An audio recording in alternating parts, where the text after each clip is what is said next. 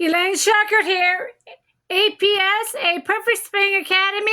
I'm the second master to Daniel R. Shauger. He's the #1 master in the whole world of golf with his down under net. We are completely different from the golf world. Here's Daniel R. Shauger, your master. And this morning, what I'm going to be showing you in words and in body motions, pretty much what Michael did to hit that amazing 515-yard drive. Now, this will not be a tutorial on how the golf swing works.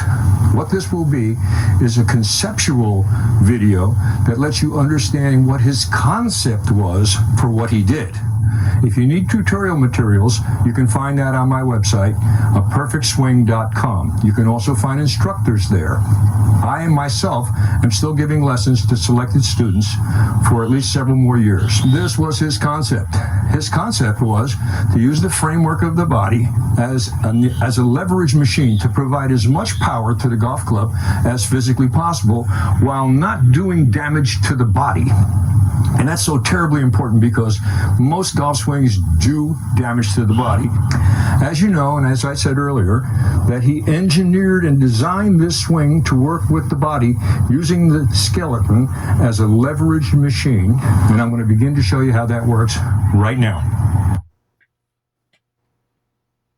I'm going to divide the understanding of what goes on into two components. One, I call the lower lever assembly. What that is the spine, the pelvis, and both legs. Attached to the spine at the top is a rib cage, which is pretty much like a barrel. It attaches to the spine. It does not move relative to the spine. Now, your spine can move backward and forward very easily, and sideward this way very easily, but it is not good to twist it. And that's what we want to resist, and that's what we don't want to do by locking the lower body and then turning the top against it. Now, this is commonly thought of beside providing a wind-up force. It's also thought as providing stability in the golf swing, as if you can keep yourself locked in one place and have better ability to get the club head back on the ball. And while both of those things are true, you can get some force out of the turning of your body, and you can hit it solidly by trying to stay locked in one place. You also can do a lot of damage to your body, and you're not getting maximum power, nor are you getting maximum efficiency. And what we're going to be doing in this golf swing, we're going to be learning how to keep the center of the circle that we swing around as still as possible in space.